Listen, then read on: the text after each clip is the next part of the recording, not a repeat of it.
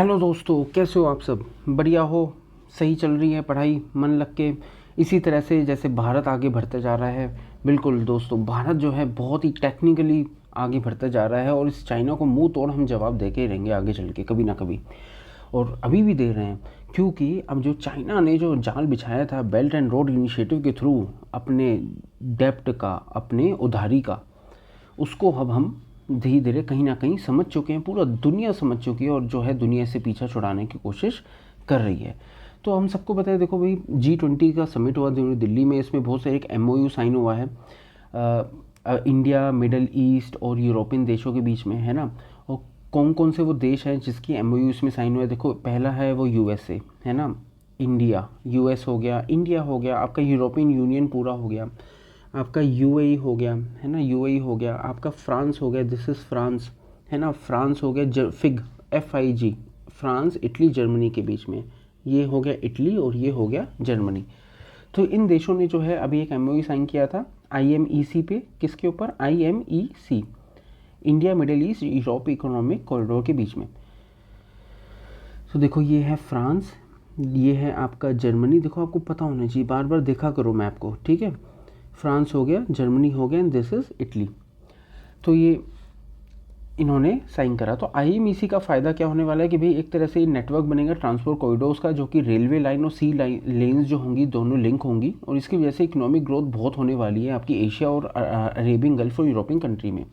तो कौन कौन से वो हैं? देखो, मुंबई पोर्ट हो गया, दुबई का जैबल अली हो गया, जैबल अली। इसके बाद वो जाएगा अल घेवैत फत के पास, फिर हरद के पास, फिर रियाद के पास, फिर अल हदीद, फिर हाइफा पोर्ट, फिर पायरियस पोर्ट, ठीक है। तो ये आप डायग्राम अगर आप बना दोगे पेपर में तो आपको काफ़ी फ़ायदा होगा। सारे नहीं लिखने तो दो तीन ज़रूर लिख लो। मुंबई लिख दो, रियाद लिख दो, हाइफा पोर्ट ज़रूर लिख दो क्योंकि ये इसराइल का पोर्ट है, नॉर्दर्न इसराइल में आता है, और ये पायरियस आ गया, ठीक है। तो अभी देखो, इसकी डिटेल तो इतने नहीं आए हैं, लेकिन हम सबको पता है किस प्रोजेक्ट का पार्ट है ये। PGII का पार्ट है। PGII क्या है? मैं पहले भी मैं बता चुका हूँ, partnership for global infrastructure investment project है, जो कि एक American led, US west led initiative है, जिसमें ये कर क्या रहे हैं, ये इंफ्रास्ट्रक्चर प्रोजेक्ट को पैसे लगाएंगे। क्या फ्री में पैसे देंगे? नहीं भाई, फ्री में नहीं देने वाले, लोन पे देंगे, सस्ते लोन पे देंगे, ठीक है। तो प्राइम मिनिस्टर मोदी ने भी कहा था कि भाई देखो, PGI के थ्रू हम कंट्रीब्यूट कर सकते हैं, जो भी दुनिया में, विश्व में इंफ्रास्ट्रक्चर का जो गैप है, खासकर ग्लोबल साउथ देशों में, उनको हम पूरा कर सकते हैं। तो ये हुआ क्या था, ये जो इंफ्रास्ट्रक्चर प्लान था दोस्तों, जब जून 2021 में जब G7 की मीटिंग हुई थी। देखो, ये G7 के देश हैं, है ना, आपको पता होना चाहिए। कनाडा हो गया, जापान हो गया, अमेरिका हो गया, ब्रिटेन हो गया, आपका जर्मनी हो गया, है ना, फ्रांस हो गया, इटली हो गया। तो जो G7 के जो देश हैं, इन्होंने डिसाइड किया था, क्या डिसाइड किया था सर? ये डिसाइड किया था कि हम ऐसा कोई प्लान बना लाने वाले हैं। तब US प्रेसिडेंट जो बाइडन ने इसको कहा था, टर्म दी थी build back better, B3W term दी थी, build back better world, W से है वर्ल्ड, फ्रेमवर्क लेकर आए थे। लेकिन अभी तक ना वो ज़्यादा प्रोग्रेस आई नहीं थी। 2021 के बाद से 2023 आ गया, इसमें ज़्यादा कुछ हुआ नहीं था। अब जो है इन्होंने बहुत ही बड़ी कदम उठाई है। किस तरह से? देखो, 2022 में फिर G7 समिट हुआ था जर्मनी में, फिर ये जर्मनी का समिट हुआ था 2022 में। देखो, 2021 में वहाँ हुआ, है ना, फिर 2022 में हिरोशिमा में हुआ था, फिर 2022 में जर्मनी में हुआ G7 का समिट। तो PGII को जो था ऑफिशियली लॉन्च कर दिया गया एक जॉइंट इनिशिएटिव के तौर पे, कि वो पूरी दुनिया में, खासकर डेवलपिंग कंट्रीज़ में इंफ्रास्ट्रक्चर प्रोजेक्ट्स जो होंगे वो फंड करेगा। वो कैसे फंड करेगा? उसके पास पैसे कहाँ से आएंगे? देखो भाई, दोनों, पब्लिक भी और प्राइवेट भी, पब्लिक प्राइवेट इन्वेस्टमेंट दोनों की तरफ से, ठीक है। तब ट्विटर पे, एक्स पे, मतलब पहले ट्विटर था, अब एक्स पे बाइडन ने देखो ट्वीट किया। इन्होंने कहा कि भाई कलेक्टिवली हमारा इनका मकसद ये है कि हम किस तरह से $600 बिलियन जो हों G7 से मोबिलाइज कर पाएँ 2027 तक, ताकि हम ऐसे क्रिटिकल इंफ्रास्ट्रक्चर प्रोजेक्ट्स जो जिसके ऊपर हमारे लोगों को फ़ायदा हो, उनको हम उसमें हम इन्वेस्टमेंट ला पाएँ। तो $600 बिलियन का इनका टारगेट था 2027 तक। तो बेसिकली ये देखो भाई, सबको पता है कि एक तरह से चाइना का जो BRI, belt and road initiative है, उसको ये कम्पीट करने के लिए आया है ना। तो ये G7 ने इसको एक ऑल्टरनेटिव मैकेनिज़्म के तौर पे लेकर आए हैं, है ना, जिसमें सड़कें बनाएंगे, पोर्ट्स बनाएंगे, ब्रिजेस बनाएंगे, बहुत सारी चीज़ें बनाने वाले हैं।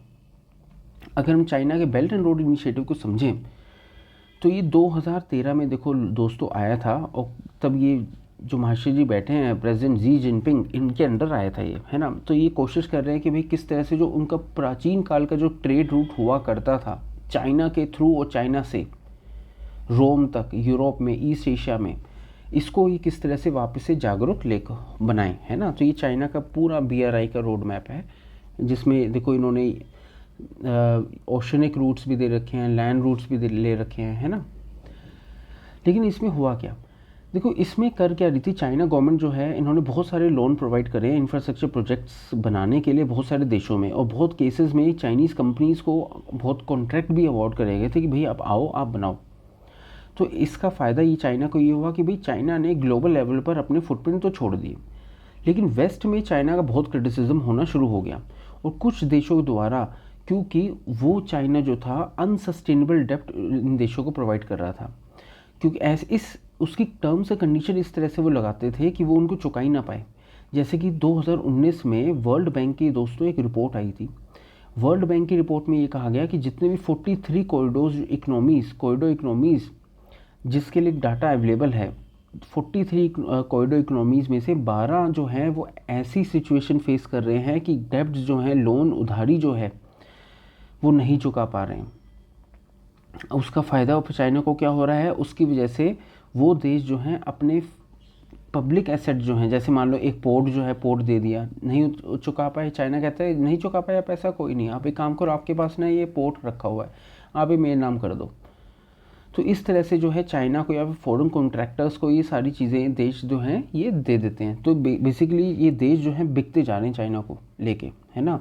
यही चीज़ जो है अब इंडिया और बाकी सब देश मिलके इसको कर्व करेंगे, इसको हम रोकेंगे, क्योंकि हम ये लेकर आए हैं और हम नहीं चाहते कि ये कभी आगे चाइना इस तरह से देशों को उल्लू बनाए। तो देखो किस तरह से पाकिस्तान भी देखो कितना पब्लिक डेप्ट में है ना, ये सब मिलियन डॉलर्स में है। इंडोनेशिया डेप्ट में है, वियतनाम है, लाओस है, श्रीलंका है, Bangladesh, Malaysia, Myanmar, Cambodia, Papua New Guinea, मतलब आप नाम लो सब हैं लगभग। दूसरा चाइना के जो प्रोजेक्ट चल रहा है उसमें दिक्कत आ रही है एनवायरमेंटल डिग्रेडेशन की और करप्शन की, है ना। अब इसको काउंटर करने के लिए हम ये लेकर आए हैं।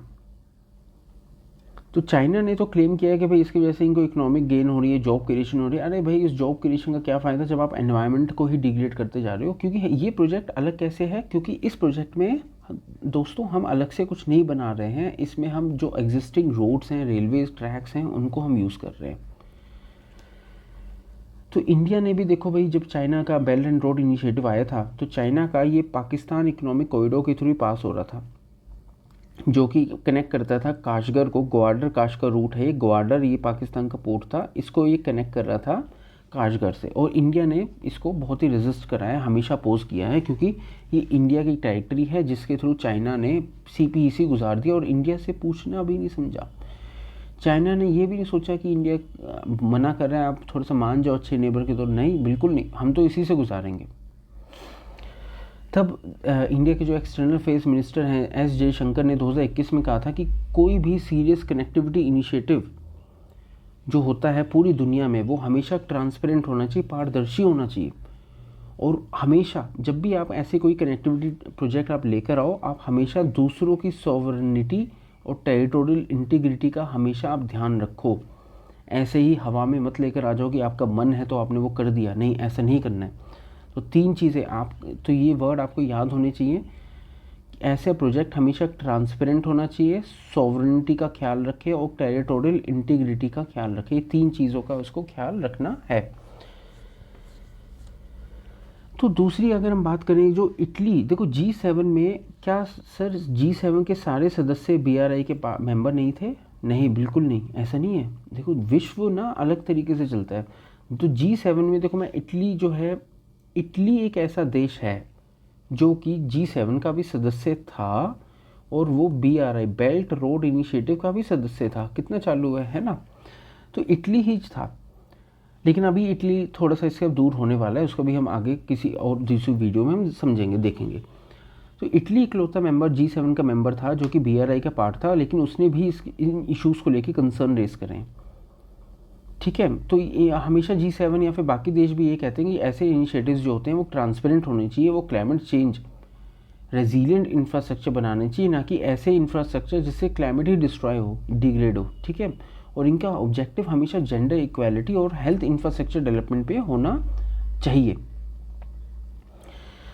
तो सारी चीज़ें चक्कर यही हो रहा है। और बाइडन ने देखो भाई ये भी क्लियर कर रखा है कि ये जो भी हम इसमें लोन देने वाले हैं, पैसा जो देने वाले हैं, चैरिटी या फिर एड नहीं होगी, लोन होगी, जिससे दोनों देशों को फ़ायदा भी होगा और सस्ते दाम पे मिलेगा। तो ये कौन है? ये है भाई चाइना का फॉरेन मिनिस्टर ज़ाओ लीजियान। ज़ाओ लीजियान ने, इन्होंने क्या कहा, इनके क्या वो आए हैं, कमेंट आए हैं। इन्होंने कहा कि भाई देखो चाइना जो है ऐसे इनिशिएटिव्स को हमेशा वेलकम करता है जो कि ग्लोबल इंफ्रास्ट्रक्चर डेवलपमेंट के लिए है। और ये भी कह रहे हैं कि भाई ऐसा कोई भी क्वेश्चन कहीं भी रेज नहीं होता है कि कोई नया इनिशिएटिव आ रहा है तो वो पुराने इनिशिएटिव को रिप्लेस कर देगा, ऐसा बिल्कुल भी नहीं है। और ये भी कह रहे हैं कि वो इन चीज़ों को ऐसी जियोपॉलिटिकल कैलकुलेशन को अपोज करते हैं। अगर आप इसको रिप्लेस करने के लिए चीज़ ला रहे हो तो हम इसको अपोज करते हैं, और वैसे जो है हम इसके साथ हैं। मतलब कि बहुत ही चालू है ना। तो रिसेंट में देखो अभी यूरोपियन कमीशन जो है, यूरोपियन कमीशन है क्या वैसे? यूरोपियन कमीशन एक यूरोपियन यूनियन का आर्म है। ठीक है, एग्जीक्यूटिव आर्म है। मतलब यूरोपियन यूनियन डिसीजन लेते हैं और यूरोपियन कमीशन इसको इम्प्लीमेंट करते हैं, है ना।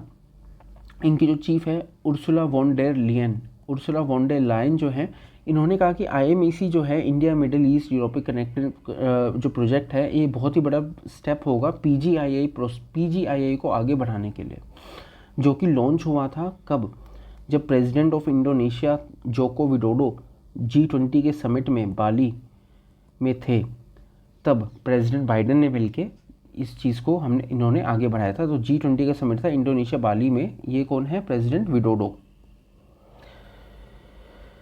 तो किस तरह से देखो PGIA ने अपना काम किया है। PGIA ने बहुत सारे इंडोनेशिया के अंदर भी प्रोजेक्ट काफ़ी लॉन्च करे हैं, खासकर टेलीकम्युनिकेशन को लेके, क्लीन एनर्जी को लेके, है ना। ऐसा नहीं है कि ये काम नहीं कर रहा, काम तो कर रहा है। इंडोनेशिया देख लो, इंडोनेशिया ये है, इंडोनेशिया जकार्ता देखो सिंगापुर एक छोटी सी सिटी लेकिन बहुत ही उत्तम सिटी, सिंगापुर हो गया। तो ये जो येलो येलो है ये पूरा इंडोनेशिया है।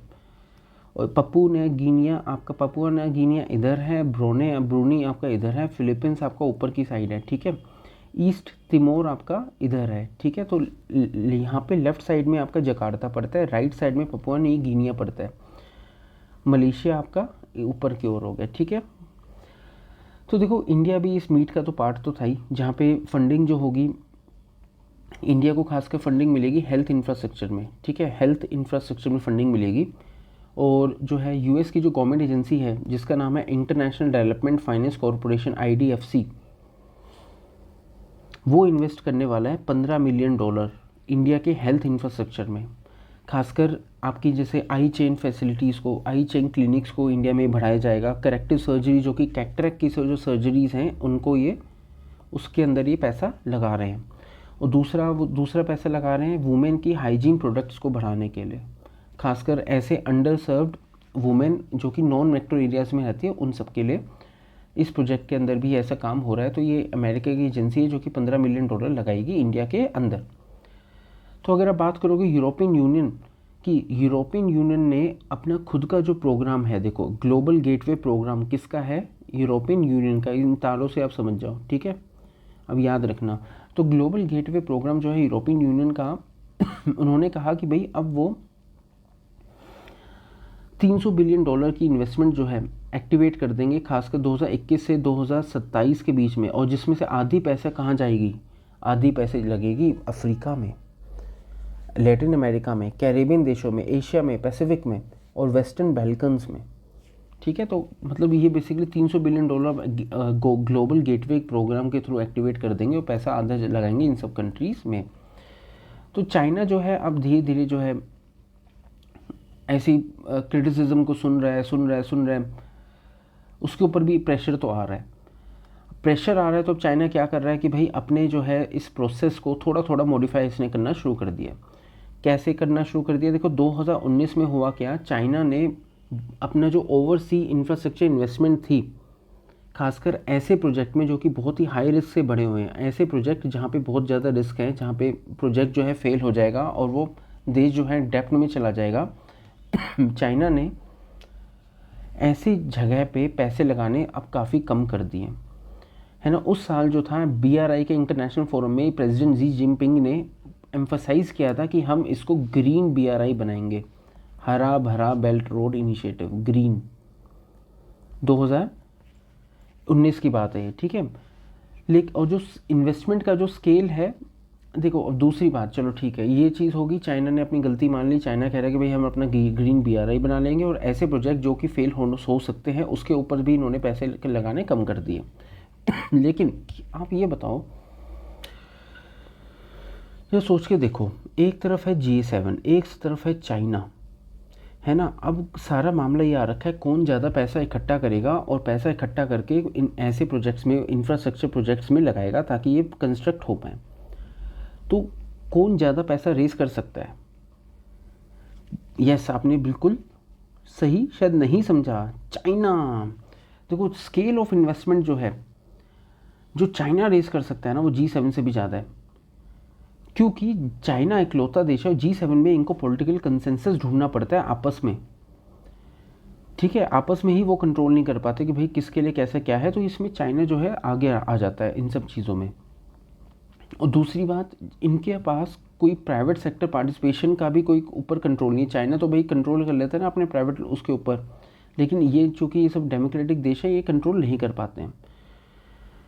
तो ये भी थोड़ा सा हमें समझने की इसमें ज़रूरत है कि किस तरह से PGII और G7 इन सब में अंतर है, ठीक है। तो मतलब ये कंट्रोल कर पाता है, ये कंट्रोल नहीं कर पाता है, और जो है चाइना जो है ज़्यादा फंड रेज कर सकता है। तो दोस्तों देखा जाए तो ये प्रोजेक्ट जो है बहुत ही अच्छा आया है, और इसकी वजह से जो है अब धीरे धीरे चाइना का जो डोमिनेंस एकदम से बीच में लग रहा था कि भाई पूरी तरह से चाइना जो है पूरी विश्व में डोमिनेंट हो जाएगा, उसको ये अच्छे से हिला रहा है, और ये रास्ता देगा इंडिया को आगे बढ़ने का। और बहुत ही अच्छे से इंडिया तो आगे बढ़ेगा ही, और बढ़ भी रहा है। और इसी तरह से आपकी तैयारी भी आगे बढ़ते रहनी चाहिए, और आप पढ़ते रहो, ठीक है दोस्तों। मिलते हैं दोबारा से, टाटा बाय बाय, नमस्ते।